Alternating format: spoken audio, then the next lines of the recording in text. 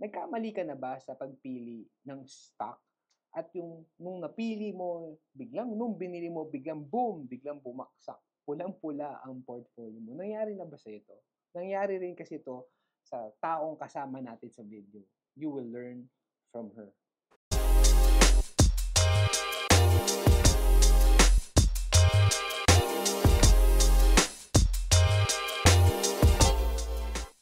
May inaral ka but it's really a daily decision of learning deliberately, even unlearning things to really help you grow as a person and also sa bottom line, sa revenue. And I'm sure yung mga inaral mo, it helped you with your financial acumen. In terms of, pivot lang ako in terms of finances, in terms of investments, in terms of stocks. Like, let's say, I know you are also savvy sa stock market, sa fundamentals. Ano yung mga ano mo, for people who are interested din, how do you evaluate yung stocks before you buy it?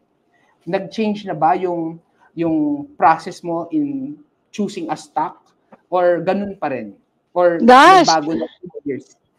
So many changes from the very first time I started. When I was first starting to invest in the stock market, puro hula-hula lang kung anong narinig ko, ganun.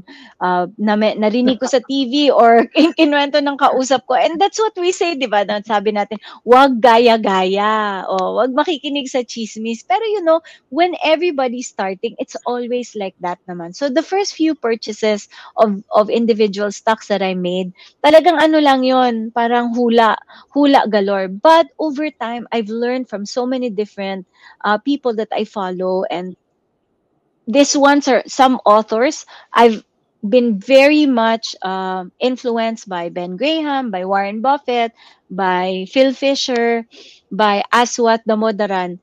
Inaral ko talaga siya.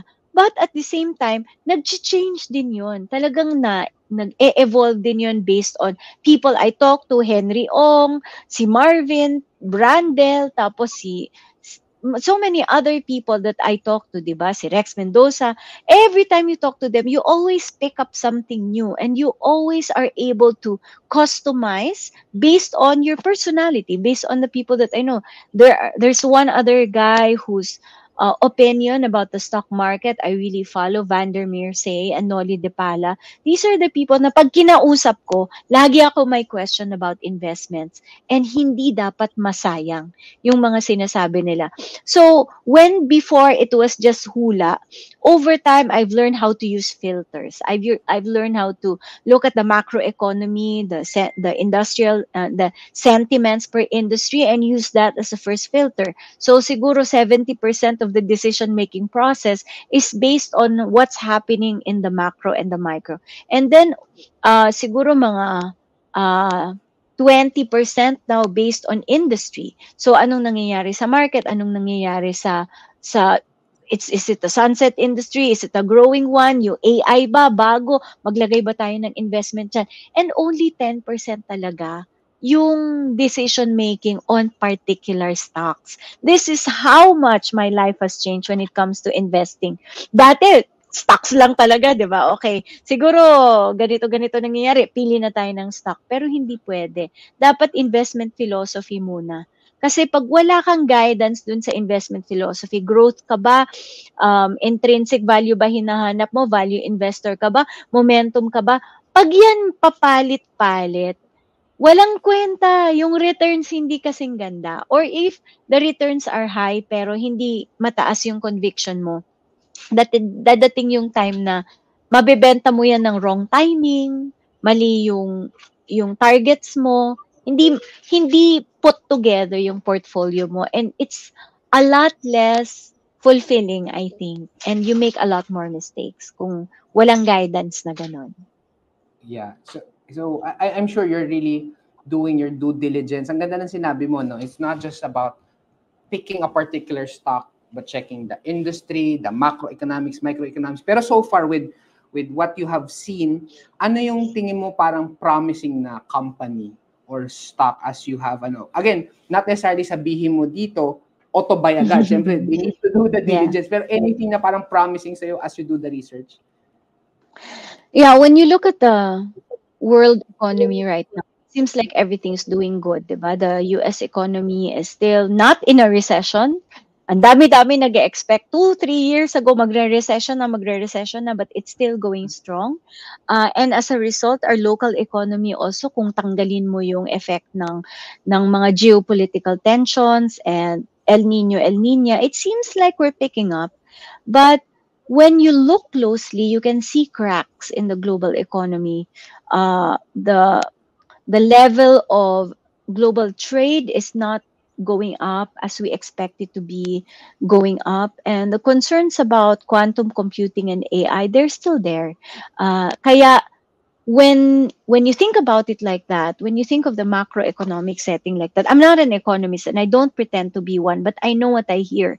And from what I hear, there are storm clouds, shall I say, in the horizon. And what that means is when you invest your money, you have to make sure that there are safety nets there just in case these storm clouds turn into hurricanes, right? So, mas 10% lang yung pwede mo ilagay sa very risky assets. You follow talaga strictly kung alin yung investment mo that will protect your personal risks, di ba? Tapos aling part ng investment ang magbibigay sa iyo ng market risk, and aling part ng portfolio mo ang pwedeng magbigay sa iyo ng aspirational returns that are a little bit higher but a lot riskier. So that's how I think about my investments. And right now, it doesn't look like we're very cheap. A lot of people say the market now is very cheap. Buy whatever you want. Bilhin mo lang lahat ng blue chip stocks. In 20 years, you'll make money. But you have to be careful and look at, instead of saying or giving you, I've always done this in Marvin Show, I don't really recommend individual stocks, but I recommend industries. So as you know, at this level, the banks are doing so well. I think you have a couple more years where you'll see good returns in the banking sector. Yung consumer sector, parang minsan okay, minsan hindi. I'd be very careful because at this point, yung mayayaman katulad ni Marvin, baka hindi nahihirapan, pero yung mahihirap-hirap silang bumili. So in my conversations, it looks like the fast-moving consumer goods sector hindi masyadong nagmo-move. The people at the bottom are really finding a hard time to budget. Kaya medyo careful tayo dun sa mga stocks that correspond with that industry. Real estate, medyo 50-50 because when people don't have enough cash to budget, then they won't be able to pay for their mortgages or buy new houses. So again, 50-50 ako dyan. Yeah, ang ganda ng how you explained it. It's really not particular on a company or stock, but an industry. And thank you for sharing the tips, no, na at least real estate 50-50 and all. And syempre, part of investing is not just the upside, but also the downside. Minsan, ano yung kikitain dyan? Dodoble ba pera ko? Minsan, puro upside lang. Pero hindi nila na ma-manage yung risk. Like, how do you manage your investment in terms of risk?